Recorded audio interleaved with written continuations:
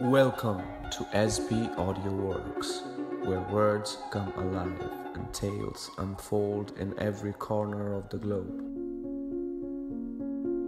বাংলা সাহিত্য জগতের ক্ষেত্রে সম্পাদকের ভূমিকা অপরিহার্য। আজ আমরা যে গল্পটি শুনতে চলেছি সেই গল্পের সম্পাদক নিজেই এক অসাধারণ ব্যক্তিত্ব। তিনি হলেন মধুসূদন মজুমদার। জন্ম 1921, মৃত্যু 1981। মধুসূদন মজুমদারের জীবনযাত্রা ছিল অসম্ভবের সাথে এক চিরন্তন যুদ্ধ। মাত্র 8 বছর বয়সে দৃষ্টিশক্তি হারিয়েও তিনি শিক্ষা ও সাহিত্যে অসামান্য সাফল্য অর্জন করেছিলেন। তাঁর সম্পাদনায় শিশুদের জনপ্রিয় ম্যাগাজিন শুকতারা সারা বাংলায় সাড়া ফেলেছিল। এই সাফল্যের পরই তিনি নবকল্লোল পত্রিকার দায়িত্ব গ্রহণ করেন। কিন্তু সাহেব ভূতের আংটি উপন্যাসটির কথা বলতে গেলে আমাদের আরও গভীরভাবে ডুব দিতে হবে মধুসূদন মজুমদারের অসাধারণ জীবনে। কলকাতা অন্ধ বিদ্যালয়ে ব্রেইলে শিক্ষালাভ, ঝাপাপুকুরের ব্রাহ্ম বয়েজ স্কুলে পড়াশুনো এবং প্রেসিডেন্সি কলেজ থেকে স্নাতক ডিগ্রি লাভের মধ্যে দিয়ে গড়িয়েছে তার জীবনের প্রথম পর্ব। দৃষ্টিহীনতা তাকে আটকাতে পারেনি। নবকল্লোলে তিনি অবিরামভাবে থিয়েটার বিভাগের জন্য নাট্য সমালোচনা লিখেছেন। তিনি ছিলেন একজন অক্লান্ত পাঠক। এইসব গুণই তাকে দেব সাহিত্য কুটিরের মতো প্রকাশনা সংস্থা সফলভাবে পরিচালনায় সাহায্য করেছে। এই গল্পটি নেওয়া হয়েছে নির্মল বুক এজেন্সি প্রকাশিত শীর্ষেন্দু মুখোপাধ্যায় সম্পাদিত 100 ভূতের বাক্স থেকে। Welcome to the world of SB originals. আমি এই গল্পের সূত্রধার সায়ন ভাদর। গল্প পাঠে রয়েছেন সুস্মিত বসু এবং অন্যান্য চরিত্রে সায়ন ভাদর এবং ইন্দ্রজিৎ মুখার্জি। শুরু হচ্ছে আজকের গল্প সাহেব ভূতের আংটি।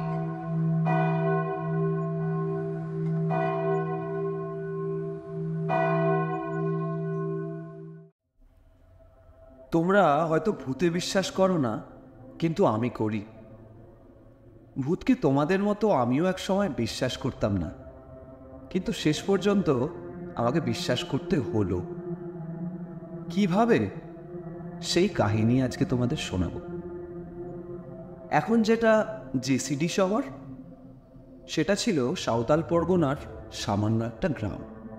এখানকার জল হাওয়া নাকি পেটের রোগের পক্ষে খুব ভালো ছিল। জেসিডি গ্রামের ওপর যে স্টেশনটা ছিল, সেখান থেকে 4-5 মাইল দূরে ছিল দেওঘর শহর। আর এই দেওঘরেই ছিল বিখ্যাত বর্ধমান রাজাদের তৈরি বৈদ্যনাথের মন্দির। যাকে যে কাহিনী বলতে শুরু করেছিলাম, সে কাহিনীতেই ফিরে আসে। তখনকার দিনে জায়গার দাম ছিল খুব সস্তা, আর খাওয়ার জিনিসের দামও ছিল খুব কম। তাই বাঙালি বাবুরা তখন সেখানে জমি কিনছেন আর বাগানের মধ্যে মনের মতন করে বাড়ি বানাচ্ছে। আর এইসব বাড়ি তৈরির দেখাশোনা করার জন্যই আমি সেখানে গিয়েছিলাম। অবশ্য একজন আমাকে নিয়ে গিয়েছিলেন। পরে পরিচয় হওয়াতে অনেক বাঙালি আমায় অনেক কাজ দিয়েছিলেন সেখানে। তো ওই সময় ঘুরতে ঘুরতে মিশনারি সাহেবদের সঙ্গে আমার পরিচয় হয়েছিল। আমি একটু বিস্মিত হয়েই সাহেবদের প্রশ্ন করলাম, আপনারা এখানে কি কাজ করেন? আমাদের ওখানে বেশি কিছু কাজ নেই। সান্তালসরা বড়ই গরিব, ওদের মধ্যে টাকার খুব সমস্যা। ওদের মধ্যে ধর্ম প্রচার করার, এডুকেশন প্রচার করাটাই হলো আমাদের আসল উদ্দেশ্য। সেই সাহেবদের সঙ্গে আমিও একদিন গরুর গাড়ি চেপে গেলাম জেসিডি থেকে 6-7 মাইল দূরে আরেকটা গ্রাম, সেটার নাম কেরিটি। গ্রামটা একটু ঘুরে দেখছি, এমন সময় হঠাৎ আমার চোখে পড়ল একটা বিশাল ভাঙা বাড়ি। চমকে উঠলাম। সেই সাহেবদের মধ্যে ছিলেন আমার বন্ধু উইলিয়াম। ওনাকে জিজ্ঞেস করলাম, আচ্ছা উইলিয়াম, এই যে বাড়িটা দেখছি, এই যে বেমানানের মতো দাঁড়িয়ে আছে, এটা কার বাড়ি? ওটা ছিল জন সাহেবের বাড়ি। তিনি কি বেঁচে নেই নাকি? না, প্রায় 25-30 বছর আগে তিনি মারা গেছেন। দেখছেন না বাড়িটার কি অবস্থা? আচ্ছা উইলিয়াম, ওনার ছেলে মেয়ে বউ কেউই কি নেই তাহলে?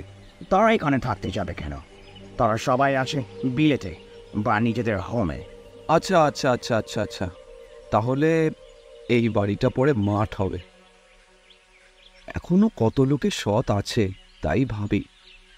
জানালা দরজাগুলো এখনো কিন্তু অক্ষুণ্ণ রেখেছে, নয়তো কবে তুলে নিয়ে যেত, নিয়ে গিয়ে উনুনের কাঠ বানিয়ে নিত। এই বর্মা সেগুনের কাঠ, তার অবস্থা কিন্তু হতো কি আর বলবো, একেবারে ছাই হয়ে যেত আর কি। আপনার বাড়িটার উপরে মায়া পড়ে গেছে, কিনবেন বাড়িটা? আমি কিনবো, কিন্তু টাকা পাবো কোথায়? তো দাম হবে কে জানে।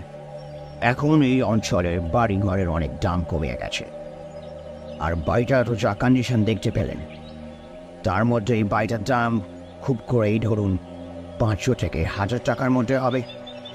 এইবারে আমার কন্ট্রাক্টরি মন কাজ করতে শুরু করলো।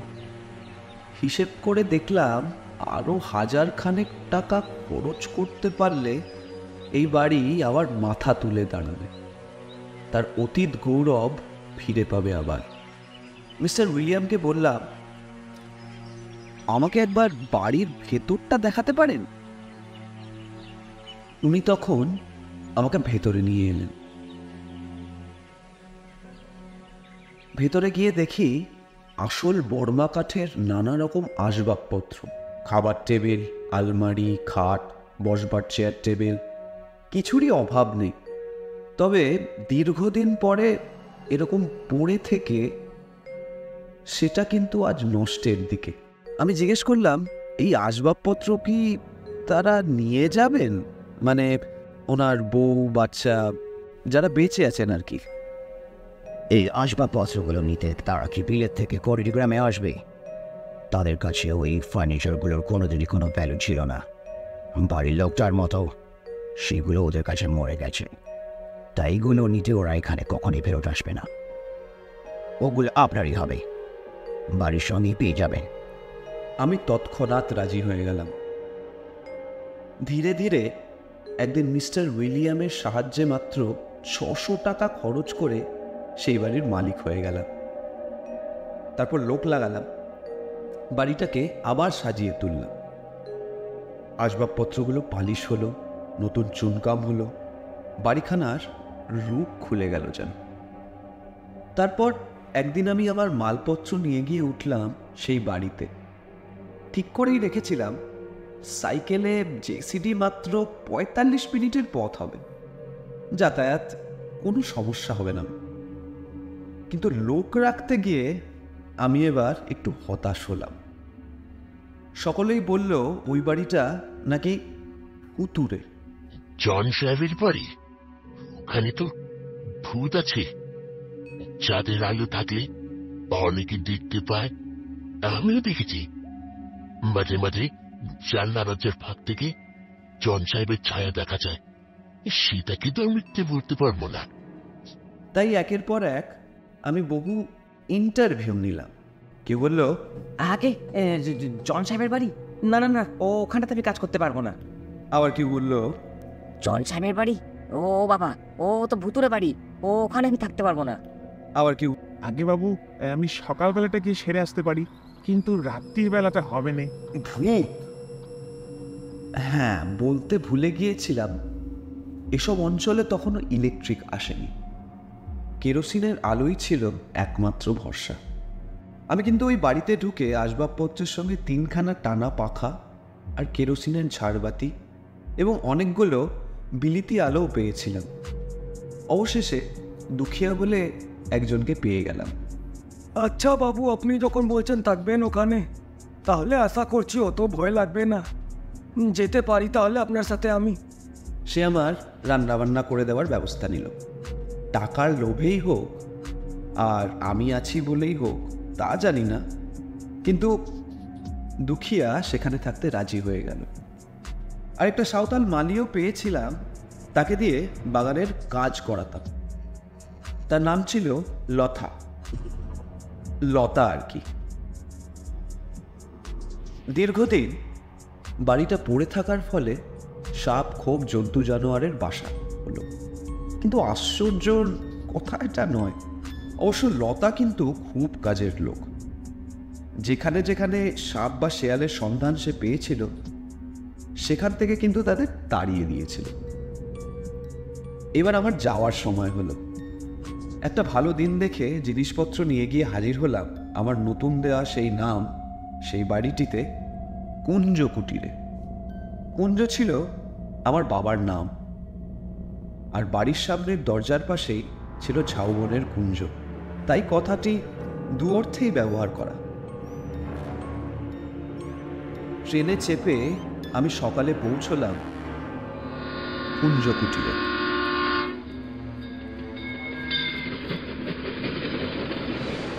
তার আগের দিনই দুখিয়াকে টাকা দিয়ে এসেছিলাম বাজার করে রাখার জন্য।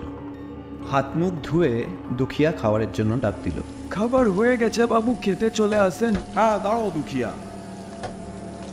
আমার খাওয়া দাওয়া শেষ হলে দুখিয়া চলে গেল বিশ্রাম করতে। আমিও দিনের বেলা বেশ একটা ঘুম দিয়ে বিকেলে উঠলাম। তারপর চা খেয়ে ঘুরতে লাগলাম বাগানের মধ্যে। কি সুন্দর সাজিয়েছে। এত সস্তায় বাড়িখানা পেয়ে যাওয়াতে নিজেকে কিন্তু খুব চালাক বলে মনে হলো। ঠিক সন্ধ্যের সময় বিলিতি ঝাড় লণ্ঠনগুলো জ্বলে উঠল। বেলোয়ারি কাচের থেকে ঠিকরে পড়তে লাগলো নানা ধরনের আলো। আমি একটা ইংরেজি নোভেল নিয়ে পড়তে শুরু করলাম। ঠিক 8টার সময় দুখিয়া আমাকে খাবার দিল। আবার খেয়ে নেওয়ার পর আমি বললাম ওদের নির্দিষ্ট ঘরে চলে যাওয়ার জন্য। আচ্ছা দুখিয়া, আমার খাওয়া দাওয়া তো এখন হয়ে গেছে, তোমরা এক কাজ করো, তোমরা শুতে চলে যাও, আর বেশি দেরি করো না। এখন 8টা বেজে গেছে, রাত হলো অনেক, যাও ঘুমিয়ে পড়ো গিয়ে। ওরাও শুতে চলে গেল। তখন ছিল নভেম্বর মাস, বেশ ঠান্ডা। চারিদিকটা শীতল হতে শুরু করে দিয়েছে। একটা চাদর গায়ে ইজি চেয়ারে শুয়ে আমি বই পড়তে লাগলাম। তখন হয়তো রাত্রি 10:30 হবে। শুতে যাব ভাবছি, হঠাৎ একটা ভারী বুটের শব্দ।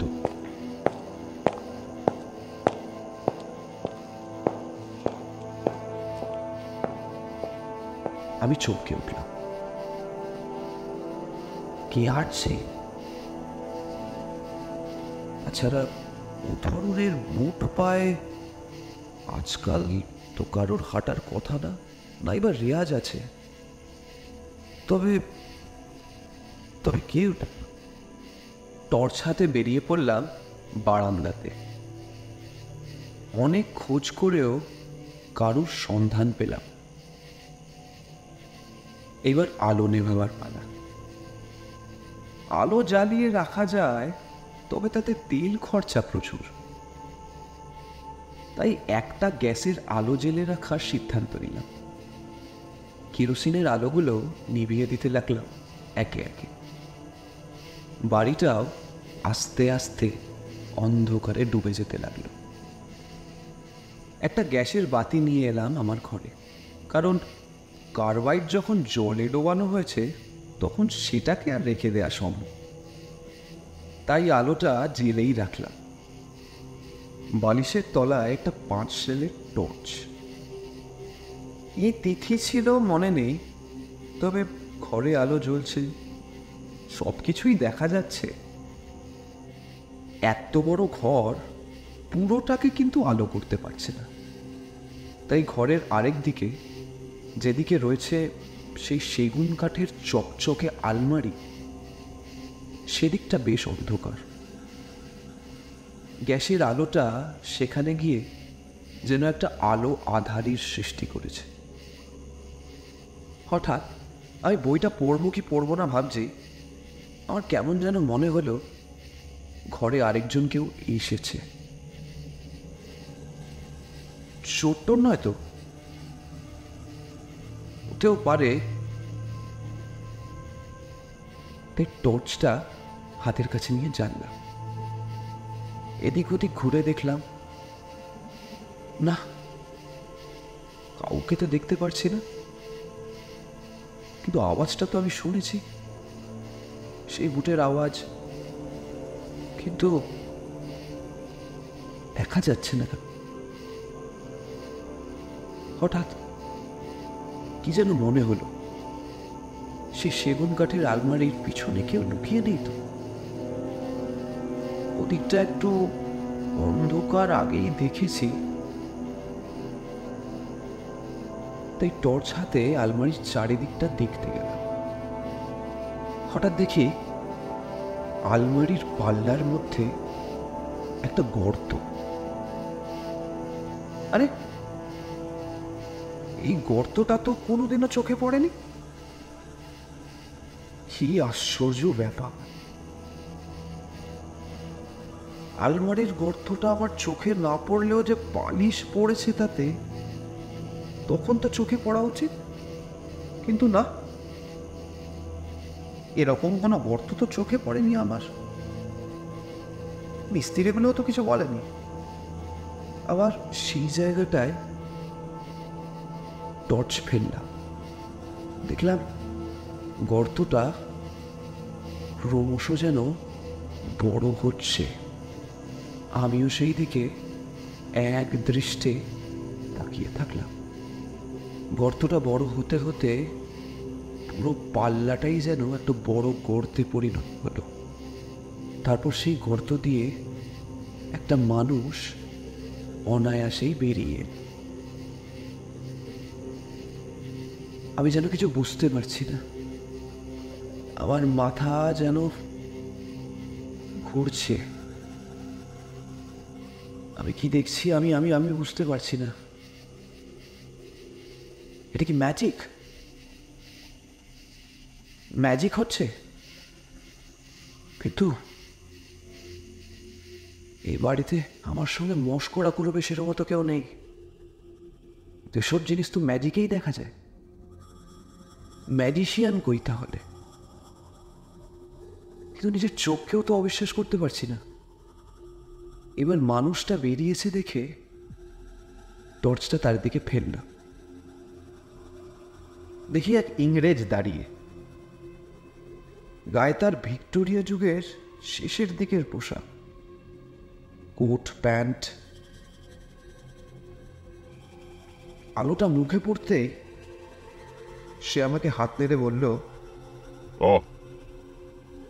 আলোটা নিভিয়ে দাও। আমি কি জানি কেন টর্চটা নিভিয়ে দিলাম। দেখাই যাক না লোকটা কি বলে। সেই আধো অন্ধকারে দাঁড়িয়ে লোকটা আমাকে প্রশ্ন করলো, কে তুমি? এ বাড়িতে কেন?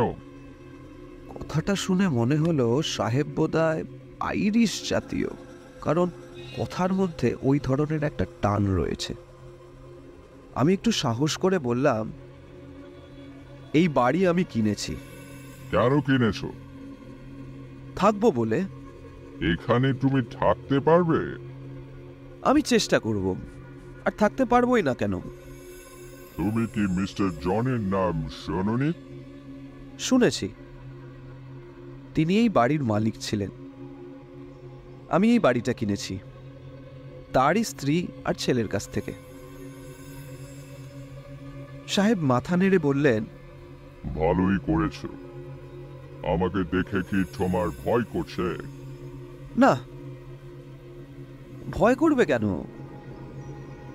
আমি ঠিক জানি না আপনি সেই জন সাহেব কিনা, কারণ আমি শুনেছিলাম আপনি তো 30 বছর আগেই মারা গেছেন। কিন্তু আপনাকে চোখে দেখে এখন আমার আর ভয় করছে না, কারণ এই খবরটা বোধহয় সত্যি নয়।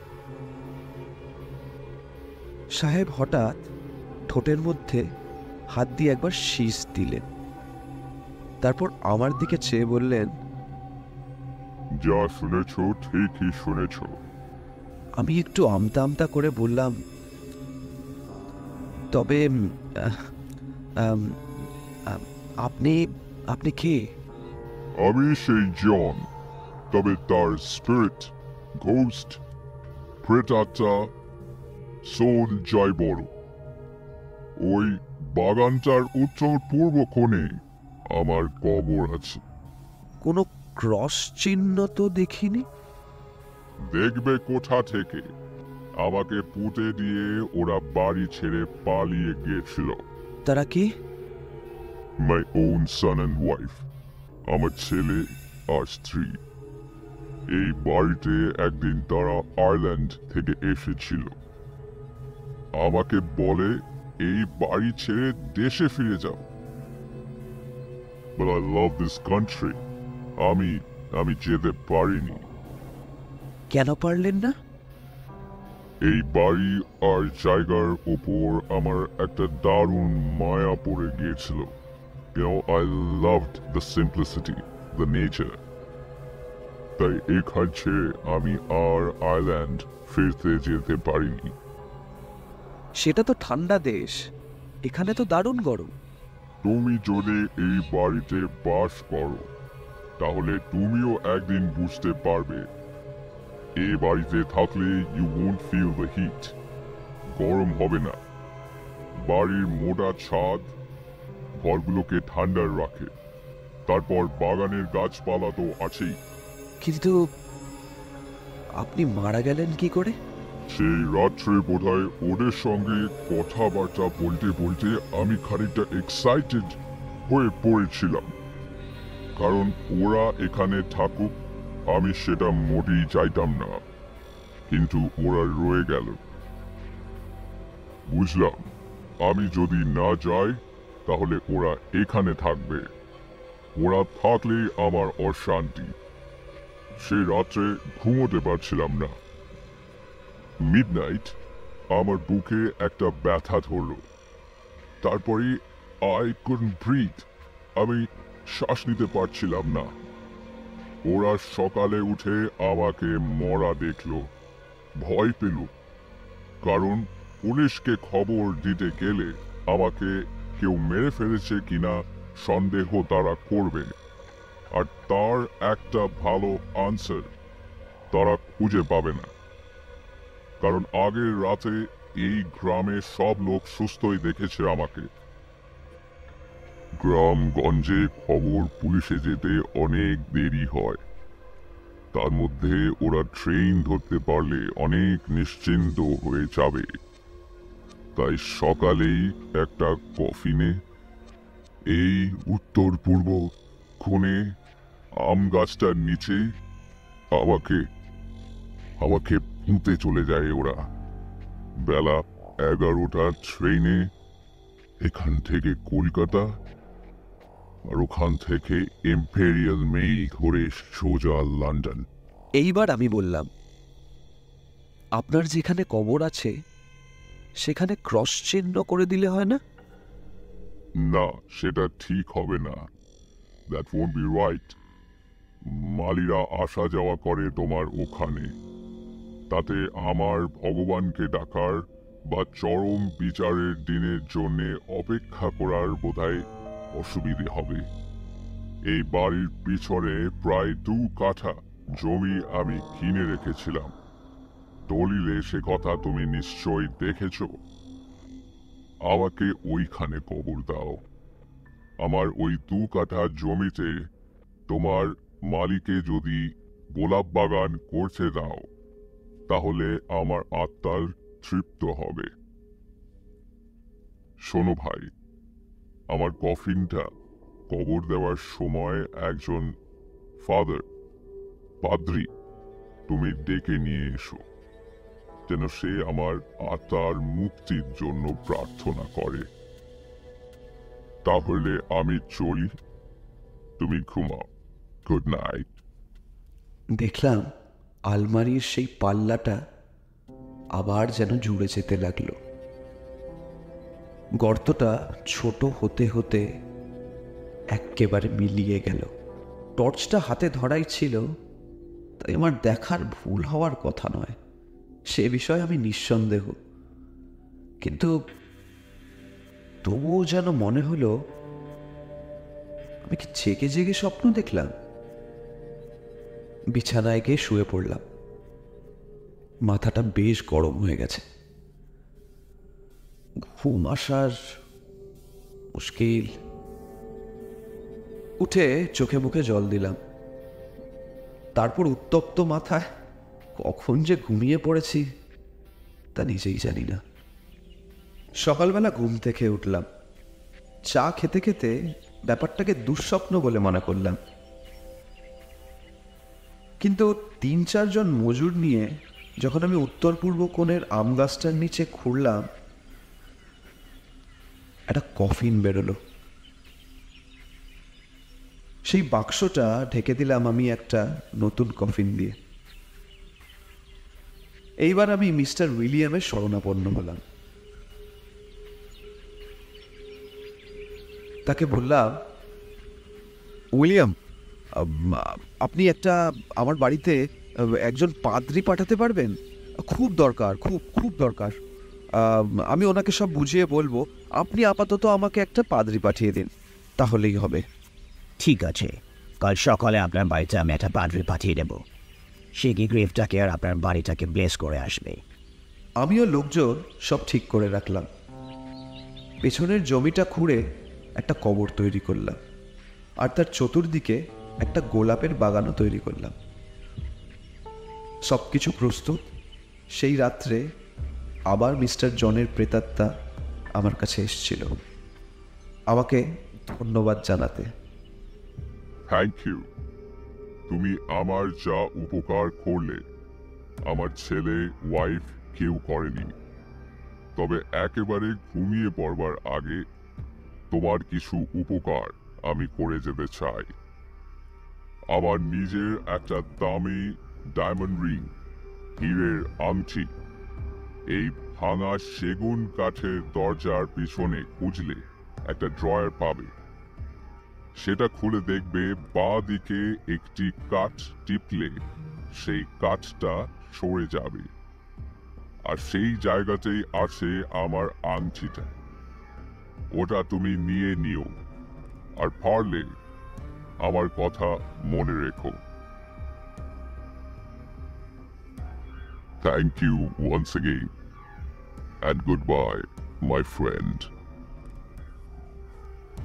পরের দিন জন সাহেবের ইচ্ছে মতো তাকে কবর দেওয়া হলো। কবর দিয়ে মাটি দেবার পর উপরে সিমেন্ট দিয়ে বাঁধানো হলো, আর তার উপরে পাদ্রী সাহেব নিজে একটি ক্রস এঁকে দিলেন। তারপর তাদের আদর আপ্যায়ন করে ছাড়তে আমার বিকেল হয়ে গেল। সে রাত্রে আর দেরাজটা ঘাটা হয়নি। পরের দিন আমি বাড়িতে একা বসে আছি। হঠাৎ মনে হলো সেই আংটিটার কথা। সেটা খুঁজতে খুঁজতে হঠাৎ আলমারির পাল্লার ভেতর সেই টানাটাকে খুঁজে পেলাম। তারপর কাঠের চাপ দিতেই কাঠটা সরে গেল। বেরিয়ে এলো একটা জরাজীর্ণ ভেলভেটের বাক্স। তার ভেতরে পেলাম জন সাহেবের বহুমূল্য হীরের আংটি। একটু নাড়াচাড়া করে বুঝতে পারলাম হীরেটা অত্যন্ত দামি, ভীষণ ভীষণ সুন্দর দেখতে। একটু মাজা ঘষা করে পরিষ্কার করতেই সেটার থেকে আলো ছিটকে বেরিয়ে এলো। বুঝলাম জন সাহেব আমাকে যা যা বলে গিয়েছিল তার একটা কথাও মিথ্যে নয়। ভাঙা দেরাজটাকে সারিয়ে আবার পালিশও করেছিলাম। আংটিটা কিন্তু আমি হাতে পড়িনি, ওই দেরাজের চোরা টানাতাতেই রেখে দিয়েছিলাম। এরপর থেকে কোনোদিন আর ভারী বুটের শব্দ কেউ শুনেনি আমার বাড়িতে। বাড়ির ভূতের বদনামটাও কেটে গেছিল। কেমন লাগলো আজকে আমাদের গল্প সাহেব ভূতের আংটি? যদি ভালো লাগে তাহলে লাইক আর কমেন্ট করতে হবে কিন্তু। আর হ্যাঁ, আমাদের পরবর্তী অরিজিনাল গল্পগুলো শুনতে সাবস্ক্রাইব করতে ভুলবেন না কিন্তু। তাহলে দেখা হচ্ছে পরবর্তী গল্পে। ভালো থাকবেন আর